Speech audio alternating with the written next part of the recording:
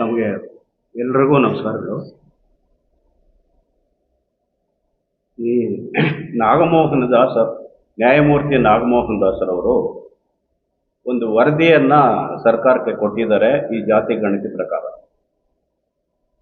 ಇದರ ಹಿಂದೆ ಇದ್ದಂಥ ಒಂದು ರಿಸರ್ವೇಷನ್ ಆಗಲಿ ವರ್ಗೀಕರಣ ಆಗಲಿ ಯಾವ ರೀತಿ ಇತ್ತು ಅಂದರೆ, ವಲಯ ಮತ್ತು ಮಾದಿಗ ಜಾತಿಗಳು ಇಬ್ಬರು ಅಣ್ಣ ತಮ್ಮಂದಿರಂತೆ ಯಾವುದೇ ರೀತಿಯ ತಾರತಮ್ಯ ಇಲ್ಲದೆ ತುಂಬ ಚೆನ್ನಾಗಿತ್ತು. ಈ ನಾಗಮೋಹನ್ ದಾಸ್ ಅವರು ವರದಿ ಕೊಟ್ಟ ನಂತರ ಏನಾಯಿತು ಅಂದರೆ, 1,86,000 ಜನ ಎಸ್ ಸಿಗ್ಲಿ 1,86,000 ಜನ ನಮ್ಮ ಎಸ್ ಸಿಗಳಿದ್ದಾರೆ ಅಂತ ಗೊತ್ತಾದ ನಂತರ ಕೆಲವು ಹಿತಾಸಕ್ತಿಗಳು ಅಥವಾ ರಾಜಕೀಯ ಇರ್ಬೋದು, ಕೆಲವು ಬೇರೆ ಇರ್ಬೋದು, ಇನ್ನೊಂದಿರ್ಬೋದು, ನಮ್ಮ ಇಬ್ಬರನ್ನ ಬೇರೆ ಬೇರೆ ವಿಂಗಡಿಸಿ ಇವರು ವಲಯ ಇವರು ಮಾದಿಗ ಅಂತೇಳ್ಬಿಟ್ಟು ವಿಂಗಡಣೆ ಮಾಡಿ ನಮ್ಮಲ್ಲೇ ತಾರತಮ್ಯ ತಂದು ಅವೈಜ್ಞಾನಿಕ ವರದಿಯನ್ನು ಸರ್ಕಾರಕ್ಕೆ ಇವರು ಸಲ್ಲಿಸಿದ್ದಾರೆ.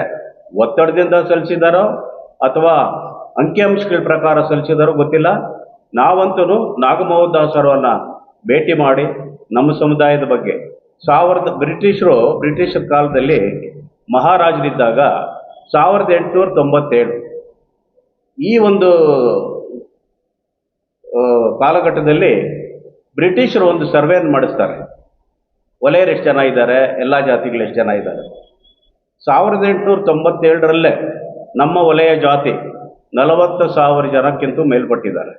ಇದು ಸರ್ಕಾರಿ ಮುದ್ರಣಾಲಯದಲ್ಲಿ ತಾವು ಸಹ ನೋಡ್ಬೋದು. ಅಂದರೆ 40,000 ಜನ ಆಗಿನ ಕಾಲಕ್ಕೆ ಇದ್ದು, ಈಗಿನ ಕಾಲದಲ್ಲಿ ನಾವು ಕಮ್ಮಿ ಆಗಿದ್ದೀವಿ ಅಂದರೆ ನಮ್ಮ ಸಮುದಾಯ ಬೆಳೆದಿಲ್ವಾ, ನಮ್ಮ ಮಕ್ಕಳಿಗೆ ನಾವ್ಯಾರು ಒಂದು ಸಂತತಿ ಬೆಳೆಸಿಲ್ವಾ ಅನ್ನೋ ಒಂದು ಡೌಟ್ ಬರುತ್ತೆ. ಅದೇ ರೀತಿ ನಾಗಮೋಹನ್ ದಾಸ್ ಅವ್ರು ಏನು ಮಾಡಿದ್ದಾರೆ ಅಂದರೆ, ಅವೈಜ್ಞಾನಿಕವಾಗಿ ವಿಂಗಡಣೆ ಮಾಡಿದ್ದಾರೆ ABCDE ಅಂತ. ಈ ವರ್ಗಾವಣೆ ಮಾಡಿರೋದು ತಪ್ಪು. ಮೊದಲನೇದಾಗಿ ಯಾಕೆಂತಂದರೆ, ನಮ್ಮ ಸಮುದಾಯದಲ್ಲಿ ಒಟ್ಟು ನಮ್ಮ ಸಮುದಾಯಕ್ಕೆ ವಲಯ ಜಾತಿಗೆ ಸೇರ್ತಕ್ಕಂಥದ್ದು 48 ಜಾತಿಗಳಿದೆ. ದಾಸ, ಚಿನ್ನದಾಸ, ಆಂಧ್ರ ಇವರೆಲ್ಲ ಇದ್ದಾರೆ. ಇದೇ ರೀತಿ ನಮ್ಮ ಚಿಕ್ಕಬಳ್ಳಾಪುರದ ಅವಿಭಾಜ್ಯಾಂಗ ಕೋಲಾರ, ಚಾಮರಾಜನಗರ, ಮೈಸೂರು ಭಾಗ, ತುಮಕೂರು ಕೆಲವು ಭಾಗಗಳಲ್ಲಿ ನಮ್ಮ ಜಾತಿಯನ್ನು ಆದಿ ಕರ್ನಾಟಕ ಅಂತ ಮೆನ್ಷನ್ ಮಾಡಿದ್ದಾರೆ. ಇದರಿಂದ ಏನಾಗಿದೆ, ನಮಗೆ ತಾರತಮ್ಯ ಆಗಿದೆ. ಎರಡನೇದು, 48 ಜಾತಿಗಳನ್ನು ನಮ್ಮ ಜಾತಿಯೊಂದಿಗೆ ಇವರು ಒಗ್ಗೂಡಿಸಿ ವರದಿಯನ್ನು ಕೊಟ್ಟಿದ್ರೆ ಒಂದು ಒಳ್ಳೆಯ ಫಲಿತಾಂಶ ಬರ್ತಾ ಇತ್ತು. ನಾವಿವತ್ತು ಇಷ್ಟೊಂದು ರೊಚ್ಚಿಗೆಡೋ ಪ್ರಮೇಯ ಇರಲಿಲ್ಲ. ಆದ್ದರಿಂದ ನಾವು ಇದನ್ನು ಅವೈಜ್ಞಾನಿಕವಾಗಿ ಸರಿಪಡಿಸಬೇಕು. ಸರ್ಕಾರ ಇದನ್ನು ಗಮನಕ್ಕೆ ತಗೋಬೇಕು. ನಮ್ಮ ಸಮುದಾಯದವನು ಇಷ್ಟರಲ್ಲಿದೆ, ಮತ್ತು ನಮಗೂ ಮತ್ತು ನಮ್ಮ ಎಡಗೈ ಜಾತಿಯವರಿಗೆ ತುಂಬ ತಾರತಮ್ಯ ಮಾಡಿ ಇವರೇ ಸೃಷ್ಟಿ ಮಾಡಿದ್ದಾರೆ. ಯಾಕೆ ಅಂತಂದರೆ ಅವರ ಉದ್ದೇಶಗಳಿಷ್ಟೇ. SC ಮತ್ತು ST ಇವರೆಲ್ಲ ಸೇರಿಕೊಂಡ್ರೆ, ನಮ್ಮ ಲೆಫ್ಟ್ ಆ್ಯಂಡ್ ರೈಟ್ ಜಾತಿಗಳು ಸೇರಿಕೊಂಡ್ರೆ 1,80,00,000 ಚಿಲ್ಲರೆ ಇದ್ದೀವಿ ನಾವು, 1,86,00,000 ಇದ್ದೀವಿ ಅಂತೇಳಿ ಗೊತ್ತಾಗಿ ಈ ಮೀಸಲಾತಿ ಏನಾದರೂ ಜಾರಿಗೆ ತಂದುಬಿಟ್ರೆ, ಈಗ ಎಲ್ಲ ಜಾತಿಗಳಲ್ಲೂ ಕಮ್ಮಿ ಇರೋರು ಕೂಡ ಮುಖ್ಯಮಂತ್ರಿ ಸ್ಥಾನ ಪಡ್ಕೊಂಡಿದ್ದಾರೆ, ಎಲ್ಲ ಹುದ್ದೆಗಳನ್ನು ಪಡ್ಕೊಂಡಿದ್ದಾರೆ, ಎಲ್ಲ ಸಂಘ ಸಂಸ್ಥೆಗಳನ್ನು ಇದೆ. ಆದರೆ ಇಷ್ಟು ಜಾಸ್ತಿ ಇರೋ ಒಂದು ಸಮುದಾಯ ಈಗಲೂ ಕೂಡ ರಾಜಕೀಯವಾಗಿ ತುಂಬ ಹಿಂದುಳಿದಿದೆ. ಇದನ್ನು ಮನಗಂಡು ಕೆಲವರು ಅವ್ರಿಗೂ ಮತ್ತು ನಮ್ಮ ಮಧ್ಯೆ ಈ ಒಂದು ಕಂದಕಾನ ಸೃಷ್ಟಿ ಮಾಡಿ ಜಾತಿ ಸಮೀಕ್ಷೆ ಮಾಡಿ ನಮ್ಮನ್ನು ಡಿವೈಡ್ ಮಾಡಿದ್ದಾರೆ. ನಮ್ಮಲ್ಲೇ ದ್ವೇಷಗಳು ಇವೆಲ್ಲ ಮಾಡ್ತಾ ಇದ್ದಾರೆ. ಆದ್ದರಿಂದ ಇದನ್ನೆಲ್ಲ ನಮ್ಮ ಡಾಕ್ಟರ್ ಶ್ರೀನಿವಾಸಪ್ಪ ಅವ್ರ ಗಮನಕ್ಕೆ ನಾವೆಲ್ಲ ಹಿರಿಯರು ತಂದಾಗ, ಕೆಲವು ಲೋಪದೋಷಗಳು, ಕೆಲವು ಸಂಘ ಸಂಸ್ಥೆಗಳು ಇದರ ವಿರುದ್ಧವಾಗಿ ನಾವೇನೋ ಮಾಡ್ತಾ ಇದ್ದೀವಿ, ರಾಜಕೀಯಕ್ಕೆ ಬರಬೇಕು ಅಥವಾ ಇನ್ನೊಂದು ಮಾಡಬೇಕು, ಏನೋ ಕೆಲವು ಅವ್ರಿಗೆ ಇಷ್ಟ ಬಂದ ರೀತಿಯಲ್ಲಿ ಅವರನ್ನು ವ್ಯಾಖ್ಯಾನ ಮಾಡ್ಕೊಂಡಿದ್ದಾರೆ. ಅದು ಶುದ್ಧ ತಪ್ಪು. ಯಾರು 8 ತಾಲೂಕುಗಳಲ್ಲಿ ಚಿಕ್ಕಬಳ್ಳಾಪುರ ಜಿಲ್ಲೆಯಲ್ಲಿ ಇಷ್ಟರ ತನಕ ಒನಕೆ ಓಬವ್ವ ಜಯಂತಿಯಿಂದ ಹಿಡಿದು ಇವತ್ತನ್ನು ತಾವು ಸಮಾವೇಶ ತಮ್ಮ ಪತ್ರಿಕಾಗೋಷ್ಠಿಯಲ್ಲಿ ತನಕ ನಮ್ಮ ಟ್ರಸ್ಟ್ ಮಾಲೀಕರಾದಂತಹ ಡಾಕ್ಟರ್ ಶ್ರೀನಿವಾಸಪ್ಪ ಅವರೇ ಇದನ್ನೆಲ್ಲ ಮೇಲ್ವಿಚಾರಣೆ ಮಾಡಿ ನಮ್ಮ ಸಮುದಾಯಕ್ಕೆ ಏನಾದರೂ ಒಂದು ಮಾರ್ಗದರ್ಶನ ತೋಡಬೇಕು. ಇದೇ ರೀತಿ ನಮ್ಮ ಸಮುದಾಯದ ಮತ್ತು ಇಬ್ಬರು ಸಮುದಾಯಗಳ ಮಧ್ಯೆ ಒಂದು ಹೊಂದಾಣಿಕೆ ಆಗಬೇಕು. ಎಲ್ಲರೂ ಚೆನ್ನಾಗಿರಬೇಕು, ನವ ಸಮಾಜ ನಿರ್ಮಾಣ ಮಾಡಬೇಕು ಅಂತೇಳ್ಬಿಟ್ಟು ಈ ದಿನ ತಮ್ಮನ್ನು ಪತ್ರಿಕಾಗೋಷ್ಠಿ ಕರೆದಿದ್ದೀವಿ. ಈ ಪತ್ರಿಕಾಗೋಷ್ಠಿ ಯಾರನ್ನೇ ಉದ್ದೇಶ ಆಗಲಿ, ಯಾರನ್ನೇ ಕಿಂಚಪರಿಸೋದಾಗಲಿ, ಬೇರೆ ಜಾತಿಗಳ ಬಗ್ಗೆ ನಾವು ಮಾತಾಡೋದಾಗಲಿ ಅಥವಾ ಯಾವುದೇ ರೀತಿಯ ಒಂದು ಕೆಟ್ಟ ಭಾವನೆ ಇಟ್ಕೊಂಡು ಇದನ್ನು ನಾವು ಮಾಡಿಲ್ಲ. ನಮ್ಮ ಉದ್ದೇಶ ಇಷ್ಟೇ, ಎಲ್ಲರೂ ಸಮಾನವಾಗಿರಬೇಕು ಅನ್ನೋದು ಅವ್ರ ಉದ್ದೇಶ. ಅವರು ಸಾಕಷ್ಟು ವ್ಯಕ್ತಿಗಳಿಗೆ ಸಮುದಾಯಗಳಿಗೆ, ನಮ್ಮ ಒಂದೇ ಸಮುದಾಯಕ್ಕಲ್ಲ ಎಲ್ಲ ಸಮುದಾಯದವರೆಗೂ ಅವರು ಸಹಾಯ ಮಾಡಿದ್ದಾರೆ, ಮಾಡ್ತಾನೂ ಇದ್ದಾರೆ, ಮುಂದೆನೂ ಮಾಡ್ತಾರೆ. ಆದರೆ ಕೆಲವರು ಇದನ್ನು ಅಪಪ್ರಚಾರ ಮಾಡಿಕೊಂಡು ಅವರವರ ಭಾವನೆಗಳಿಗೆ ತಕ್ಕಂತೆ ಅವರು ಮಾತಾಡ್ತಾ ಇದ್ದಾರೆ. ಮತ್ತು ನಮ್ಮ ಮಂತ್ರಿಗಳನ್ನೇ ಅವಾಚ್ಯ ಶಬ್ದಗಳಿಂದ ಬಯಸೋದು, ಈ ಥರ ಕೆಲವೆಲ್ಲ ಮಾಡ್ತಾ ಇದ್ದಾರೆ. ಇದು ಸರಿಯಿಲ್ಲ.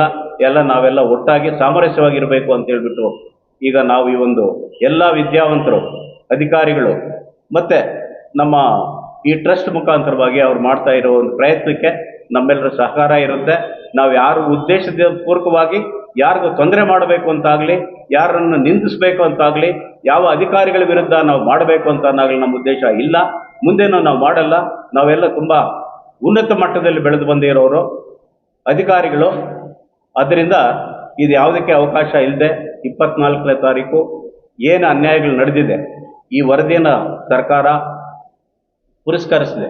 ಇದನ್ನು ವೈಜ್ಞಾನಿಕವಾಗಿ ಇನ್ನೊಂದು ಸಾರಿಯಾಗಲಿ ಇದನ್ನು ತನಿಖೆ ಮಾಡಿ ಎಲ್ಲ ಸಮುದಾಯಗಳಿಗೂ ನ್ಯಾಯ ಮಾಡಬೇಕು ಅಂತ ಹೇಳ್ಬಿಟ್ಟು ನಮ್ಮ ಸಮುದಾಯದ ಪರವಾಗಿ ನಾವು ಎಲ್ಲ 8 ತಾಲೂಕುಗಳಿಂದ ಎಲ್ಲರೂ ಒಗ್ಗೂಡಿ ಈ ಒಂದು ಪ್ರತಿಭಟನೆಯಲ್ಲಿ ನ್ಯಾಯ ನಮಗೆ ಬೇಕು, ನಮ್ಮ ಸಮುದಾಯಕ್ಕೆ ಬೇಕು ಅಂಥೇಳಿ ಈ ಎಲ್ಲ 48 ಜಾತಿಗಳನ್ನು ಒಗ್ಗೂಡಿಸಿ ವಲಯ ಅನ್ನೋ ಜಾತಿಗೆ ಒಂದೇ ಜಾತಿ ಮಾಡಿ ಅದರ ವರದಿಯನ್ನು ಸರ್ಕಾರಕ್ಕೆ ನೀಡಿ ನಮಗೆ ನ್ಯಾಯ ದೊರಕಿಸ್ಕೊಡ್ಬೇಕು ಅಂತ 24ನೇ ತಾರೀಕು ನಾವು ನಮ್ಮ ಡಾಕ್ಟರ್ ಶ್ರೀನಿವಾಸಪ್ಪಣ್ಣನವರ ಸಮ್ಮುಖದಲ್ಲಿ ಎಲ್ಲ ಅಧಿಕಾರಿಗಳು, ಎಲ್ಲ ನಮ್ಮ ಮುಖಂಡರುಗಳು, ಸಂಘಟನೆ ಮುಖಂಡರುಗಳು ಸೇರ್ಕೊಂಡಿದ್ದೀವಿ. ಅದನ್ನು ಮಾಡ್ತಾ ಇದ್ದೀವಿ. ತಾವು ಇದಕ್ಕೆ ಸಹಕಾರ ನೀಡಿ, ಉತ್ತೇಜನ ನೀಡಿ, ನಮಗೂ ಸಹಾಯ ಮಾಡಿ ನಮ್ಮ ಒಂದು ನೋವನ್ನು ಸರ್ಕಾರಕ್ಕೆ ತಮ್ಮ ಮುಖಾಂತರ ಅದು ತಿಳಿಸ್ಬೇಕು ಅಂತ ನನ್ನ ಮನವಿಯನ್ನು ಮುಗಿಸ್ತಾ, ನ್ಯಾಯಭೂಷಣ್ ದಾಸ್ ಅವರ ವರದಿ ಬಂದ ನಂತರನೇ ಇದಾಗಿರೋದು. ಮೊದಲು ಎಲ್ಲರೂ ಸಮಾನವಾಗೇ ಇತ್ತು. ಎಲ್ಲರವರು ಇಷ್ಟ ತನಕ ಯಾವುದೇ ರೀತಿ ಒಳ ಮೀಸಲಾತಿ ಬಗ್ಗೆ ಸರ್ಕಾರ ವಿರುದ್ಧವಾಗಲಿ ಅಥವಾ ಇನ್ನೊಬ್ಬರ ವಿರುದ್ಧ ಆಗಲಿ ಯಾರೂ ದನಿ ಎತ್ತಿಲ್ಲ.